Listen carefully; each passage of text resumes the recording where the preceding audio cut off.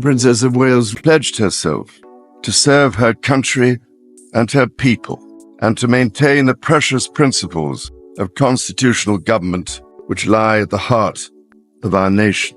The decision was signed quietly, but its consequences reached into the deepest protected chambers of the monarchy. King Charles had done something few inside the palace believed he would ever do. He granted Catherine sweeping authority over the palace archives, placing generations of correspondence, private records, household files, and restricted historical material beneath her oversight. It was not simply an administrative change. It was a transfer of trust, and everyone understood that trust could become power. Before we go deeper into what this really means for the royal family, make sure to subscribe so you don't miss a single update. Charles remained alone after the authorization was complete, his hand resting over the final page as if the weight of the signature had not yet left him. The palace archives, the collection of royal correspondence, household decisions, family records, ceremonial precedents, and historical material were no longer being guarded by tradition.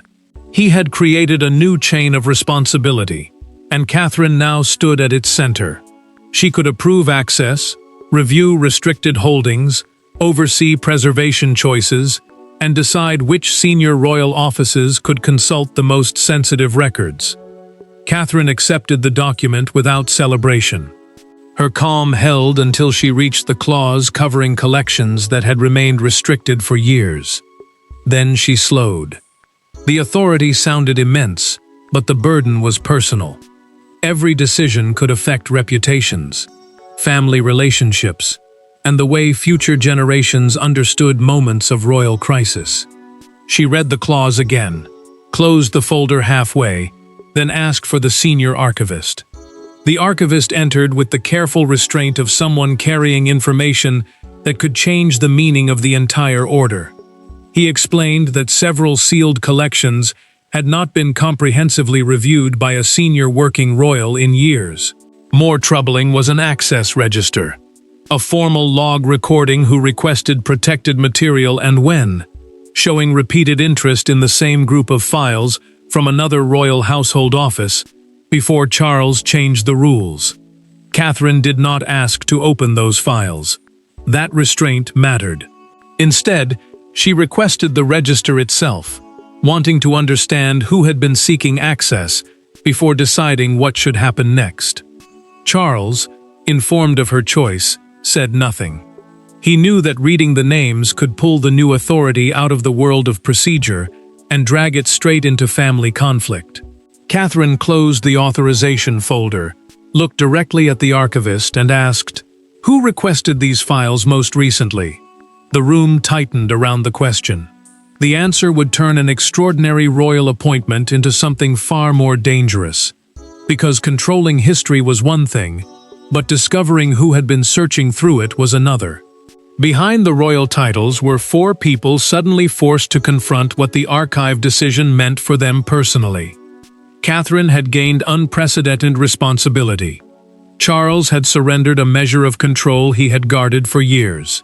William saw a decision that could shape his own future reign. And Camilla faced the most uncomfortable possibility of all. Material once buried within palace history could now be examined by someone outside her immediate circle. William found Catherine before the full weight of the decision had settled. He congratulated her quietly, but there was caution behind the warmth. As the future king, he understood that royal precedent, the past decisions and customs later generations often use as guidance, could shape how his own reign would one day operate. Catherine now controlled access to records capable of changing how those precedents were understood.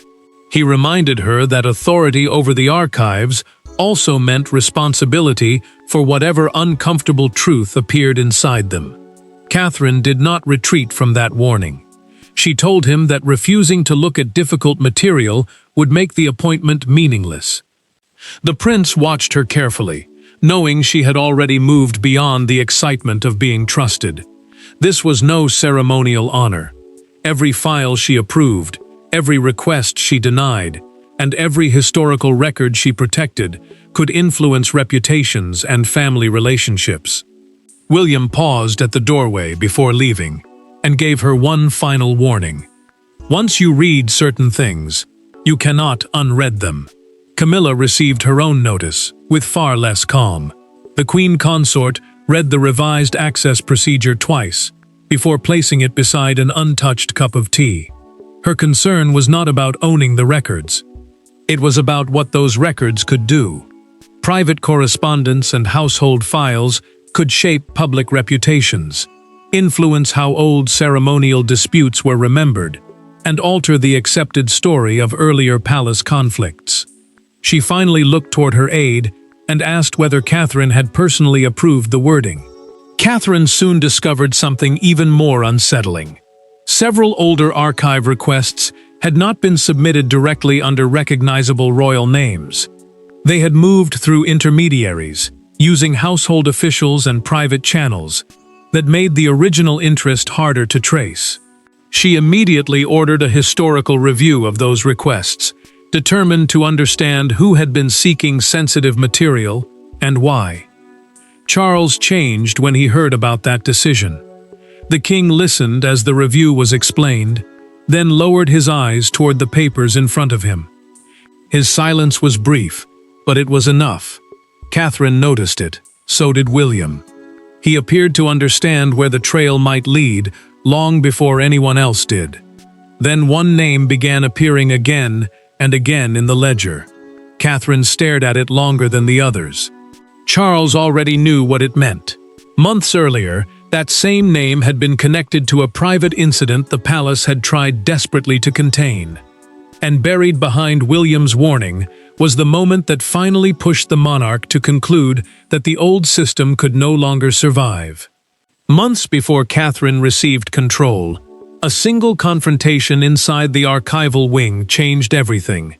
It began with a request for access to a restricted cabinet containing correspondence connected to a sensitive period of royal family history. The request itself was unusual. What followed was worse. By the end of that afternoon, Charles had been summoned.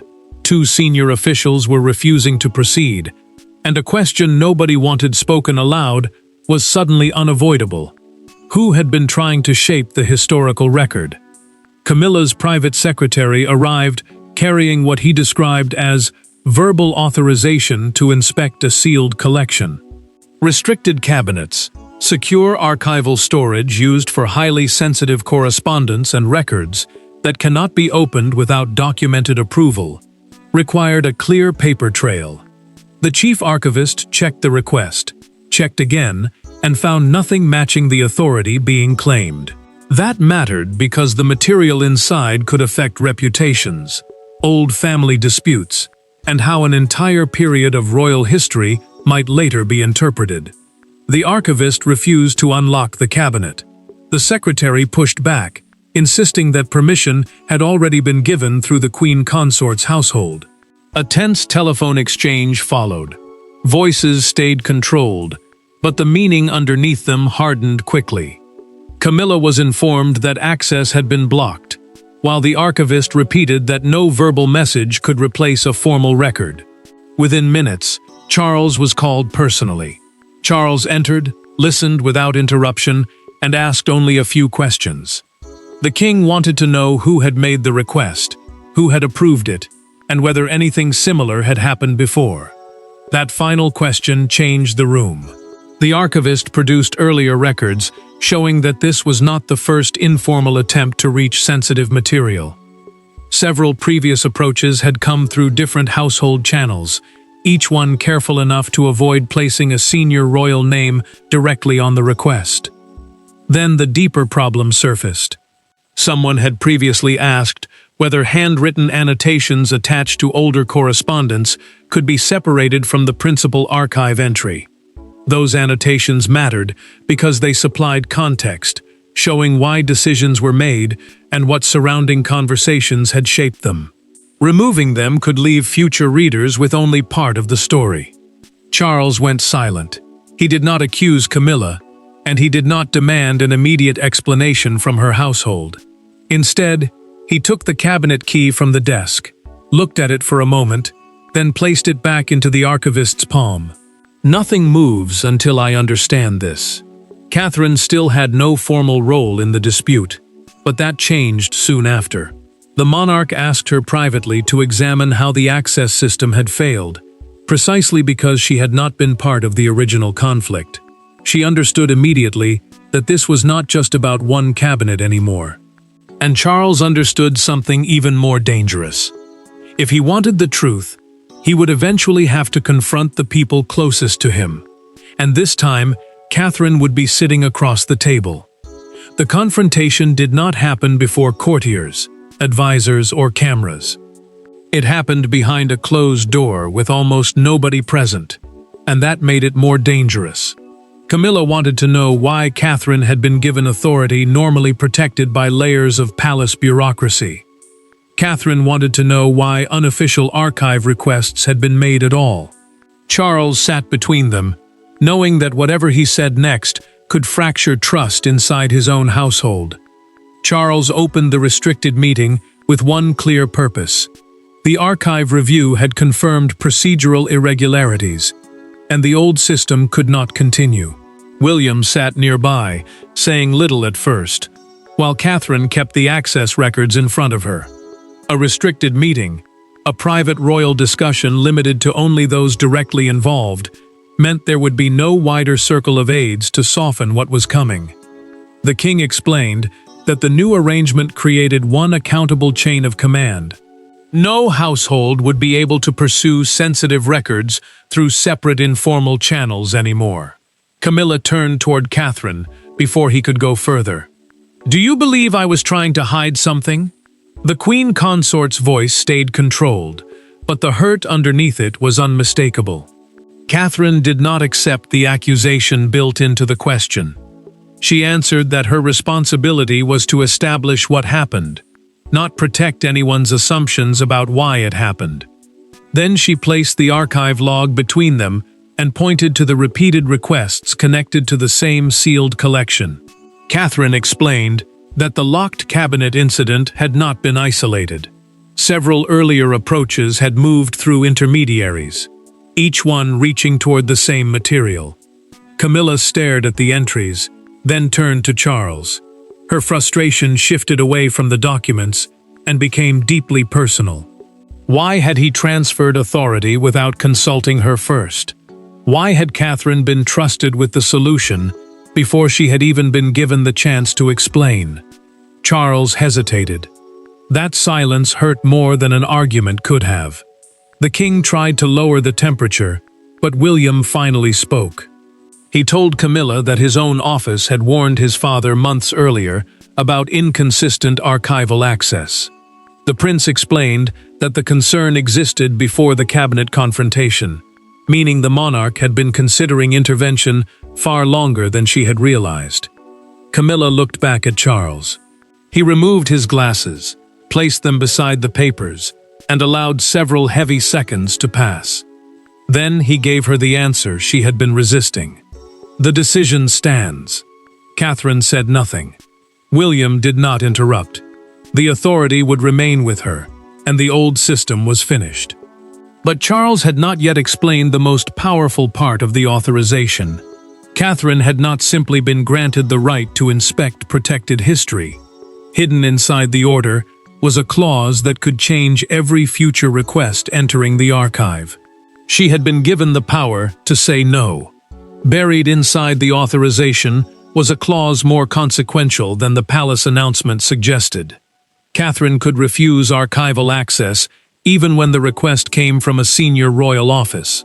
She could demand written justification. She could require a permanent record of who viewed sensitive material and why. In practical terms, Charles had created something the palace had rarely possessed. One unmistakable point of accountability. And accountability meant that old privileges could suddenly be challenged. Catherine understood the danger before anyone needed to explain it. Every request would now have to be recorded. Sensitive collections would require a clear written reason, and no royal household could bypass the archival chain by appealing privately to staff. That chain of command, the formal route through which requests must be approved, mattered because the previous system had allowed personal relationships and competing household loyalties to blur responsibility. Charles had not simply given her access, he had given her independence. Catherine admitted the fear to William in private. She told him that she could already feel the resentment building around the role, and that every refusal might be treated as a personal judgment rather than a procedural decision. The prince listened before reminding her why his father had chosen her.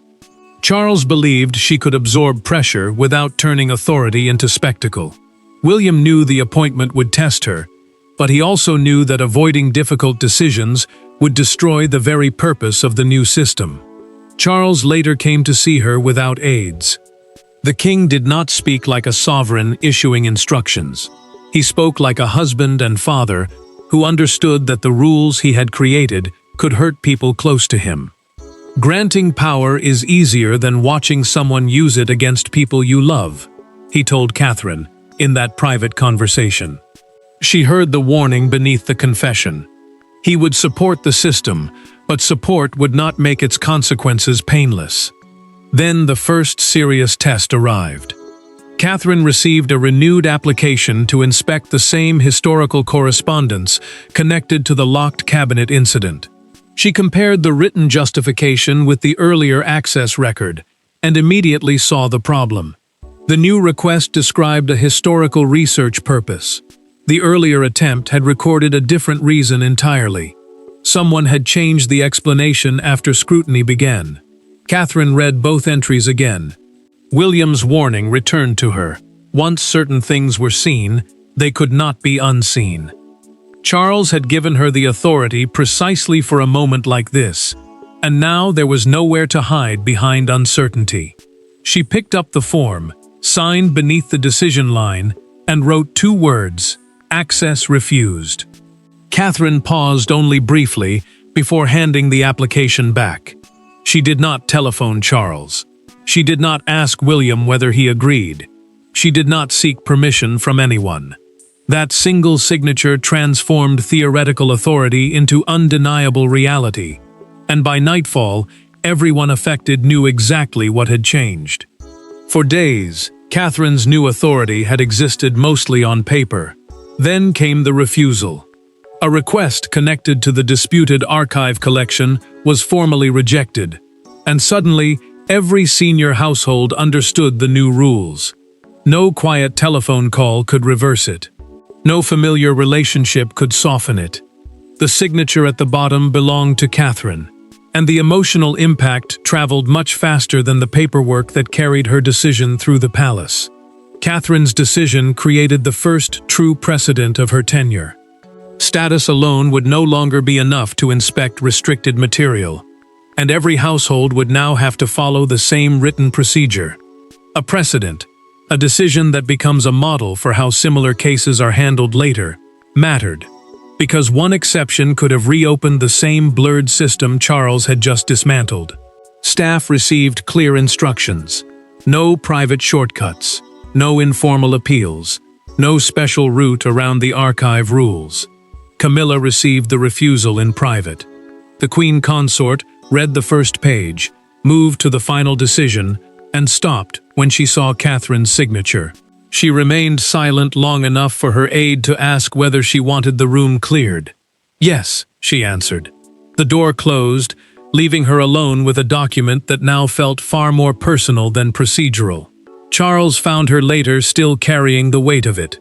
The king tried to speak carefully, but she stopped him before he could turn the moment into another explanation of policy. This was no longer about the archive, she told him. It was about trust.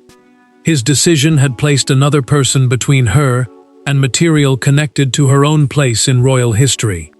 He listened, but there was no answer he could give that would remove the wound without weakening the system he had created. Catherine moved in the opposite direction. She ordered the disputed collection preserved exactly as it stood, including its annotations, access notes, and related correspondence. That mattered, because separating any part of the record could change how future readers understood what had happened. The archivist reviewing the material then found something extraordinary: a handwritten notation from years earlier warning that the collection should never be interpreted without the correspondence attached to it. Catherine read the notation twice. It confirmed exactly why she had refused to let anyone examine fragments in isolation. The complete record protected history from becoming a weapon, but it also protected the people inside that history from being reduced to one convenient version of events. Camilla folded the refusal letter once after Charles left, placed it carefully beside her, and never touched it again. The rules had spoken, but rules could not settle the hurt between two people. And now Catherine and Camilla would finally meet without Charles, without William, without advisors, and without any institution standing between them. For the first time since the archive dispute began, Catherine and Camilla entered a room without Charles between them, William nearby, or palace officials guarding every sentence. There were no papers on the table, and no aides waiting outside for instructions. What remained was much simpler and much harder. One woman who believed she had been publicly diminished, and another who had accepted an authority she never expected to wield against members of her own family. Catherine had requested the meeting herself. She knew the new archival rules could survive only if the resentment surrounding them was confronted before it spread further through the family. Camilla agreed for the same reason. What had begun as a dispute over access was now affecting conversations, loyalties, and trust far beyond the archive. Neither woman could pretend anymore that procedure alone would fix what had become deeply personal. Camilla spoke first. The Queen Consort admitted in that private conversation that the denied request was not what had hurt most. The humiliation was worse. She felt Charles had handed Catherine the solution to a problem he had never trusted her to help solve.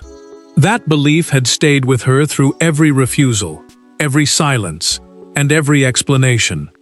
She had not simply felt blocked, she had felt judged. Catherine did not defend herself with authority. She told her that accepting control had never felt like victory. Every decision carried the risk of being interpreted as ambition, when her real concern was preserving the complete record. The archives mattered because incomplete history could be weaponized. A missing note, a separated letter, or a selective passage could turn a complicated human story into something brutally simple. Camilla finally explained why the original request had mattered so much. In that same private exchange, she said she had wanted to understand correspondence she feared might one day be used without context to define her place in royal history. She was not trying to erase the past.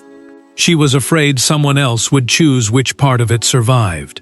Then Catherine gave her the answer she had not expected. The disputed collection contained contextual material that complicated the harsher interpretation Camilla feared. Some of it actually supported a fuller account of events.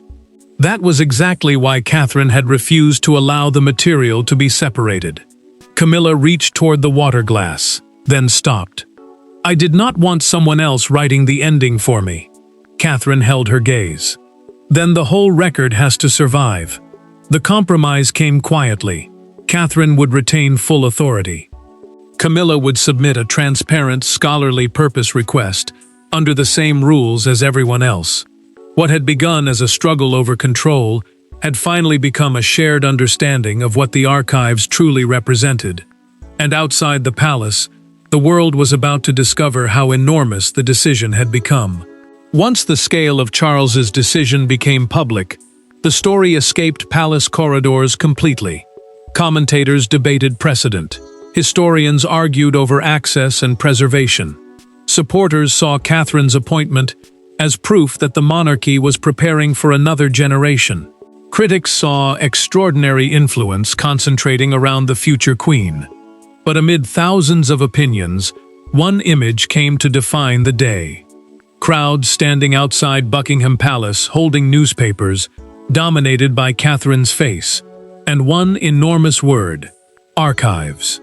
Catherine watched the coverage with William, as the argument widened far beyond the family dispute they had just endured. Royal archives matter because they shape biographies, historical research, institutional memory, and the way future generations understand decisions made behind closed doors. The palace released a short statement stressing preservation, accountability, and standardized access, making clear that the new system was designed to protect complete records rather than favor one household over another.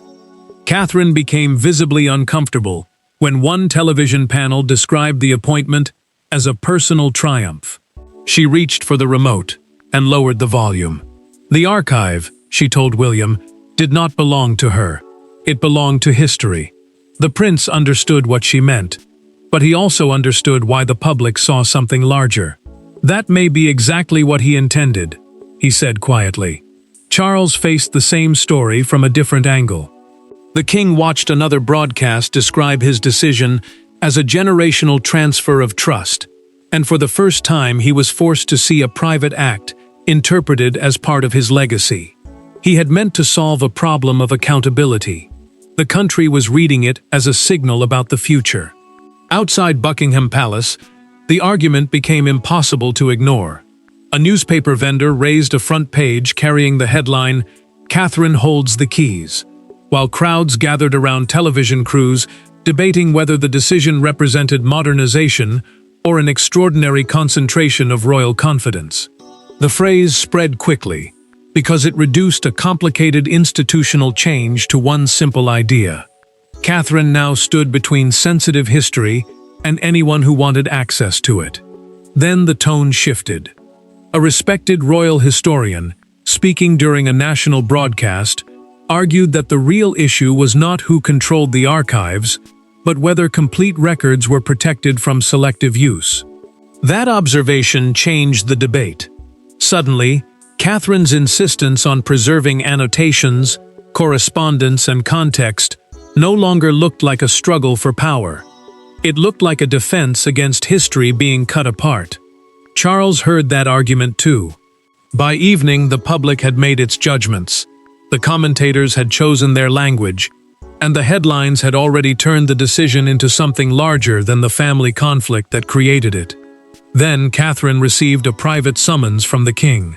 He was not calling her back to reverse anything. He wanted to tell her why he had chosen her in the first place, and what he expected that choice to mean after he was gone.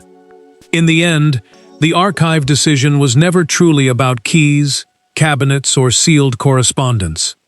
It was about what survives when personalities fade and reigns become history. Charles had placed that responsibility in Catherine's hands, because he believed the monarchy could no longer protect itself by controlling fragments of its past. It had to preserve the whole record, even when that record was uncomfortable. And in one final private conversation, he made certain she understood exactly why he had chosen her. Charles spoke to Catherine without ceremony. The king told her that royal memory had to outlast family loyalties, temporary disputes, and the personal fears of whoever happened to occupy the palace at any given moment. Stewardship, the responsibility of protecting something for those who come after, was now the heart of her role. The rules would remain exactly as they had been established: consistent access procedures, complete preservation of contextual records, permanent logging of sensitive requests, and the same standard for every royal household. Catherine listened as he admitted the part he had never said aloud. Choosing her meant accepting that she might sometimes make decisions he personally found painful. That independence was not a weakness in the system. It was the reason the system mattered. If she needed his approval every time pressure grew, then the authority would never truly belong to her. Catherine answered with equal clarity. She told him that she would never treat the archives as personal power. Her duty was to protect the complete record, not decide who deserved a comfortable version of history. That distinction had driven every difficult choice she had made, including the refusal that had nearly torn trust apart inside the family. Camilla eventually submitted a new request through the transparent process Catherine had established. The Queen Consort gave a clear scholarly purpose, accepted the contextual safeguards, and received access through the same rules everyone else now followed. Nothing had been surrendered. Catherine kept her authority, while Camilla gained what she had wanted without bypassing the system. William understood the deeper lesson almost immediately. The prince saw that his father had created more than an archive policy. Charles had created a model for how the future monarchy could face difficult history without erasing it, hiding it, or allowing one person to control its meaning. Charles rose at the end of his final conversation with Catherine and placed the authorization before her one last time. "Keep it whole." Catherine closed the document. "I will." There would be no reversal, no final battle, and no hidden victory waiting beyond the door. Catherine retained the authority she had been given. Camilla accepted the system protecting the complete record. William carried forward the lesson behind it, and Charles secured the principle he wanted to leave behind. The palace archives had changed hands, but the true legacy was larger. Royal memory would belong not to whoever could control the past, but to whoever was strong enough to preserve it whole. Thanks for watching. Please don't forget to like and subscribe, and we will see you in next one.